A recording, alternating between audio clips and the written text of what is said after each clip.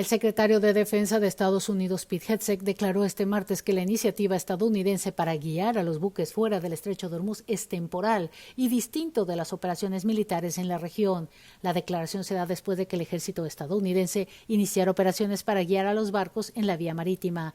Hegseth también afirmó que el alto el fuego no ha terminado, aunque el presidente Donald Trump no ha querido decir qué puede constituir un cese del fuego.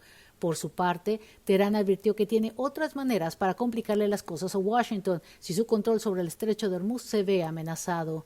El presidente del Parlamento iraní ya había afirmado que Estados Unidos y sus aliados han puesto en peligro la seguridad del transporte marítimo en el estrecho tras una jornada de ataques. Tras 3 días de travesía, se espera que ese crucero llegue hasta aquí, hasta el puerto de Granadilla, el próximo sábado 9 de mayo. Una vez aquí, los pasajeros, poco más de un centenar de personas, serán llevados hasta el cercano aeropuerto de Tenerife Sur y de allí a sus países de origen, mientras que los 14 españoles serán llevados a Madrid a un hospital militar. Todo ello con un protocolo internacional para evitar contagios y mantener la seguridad. Por ahora, ese crucero tiene permiso para hacer escala, para fondear, mientras que está pendiente de conseguir los permisos para atracar. Known as the mouth of the South and Captain Outrageous, Ted Turner built a media empire that changed cable news forever. I don't know how to quit. It's not in my genes. Born in Cincinnati, Ohio in 1938, he went to work for his dad's billboard company.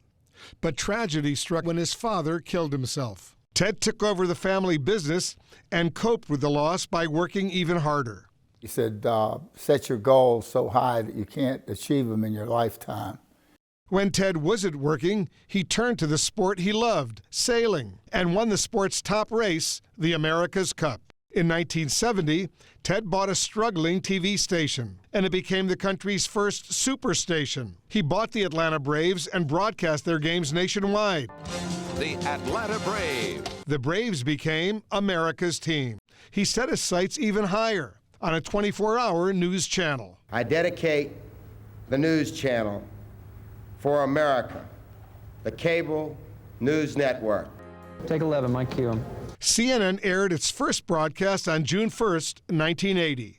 Good evening, I'm David Walker. And I'm Lois Hart. Now here's the news. Critics called it chicken noodle news. Hello, Baghdad. But the Gulf War would give CNN the respect it deserved. You're going to hear the bombs now. They are hitting the center of this city. It was the first time a war was broadcast live on television, and it was only on CNN. Ted also cared about the world.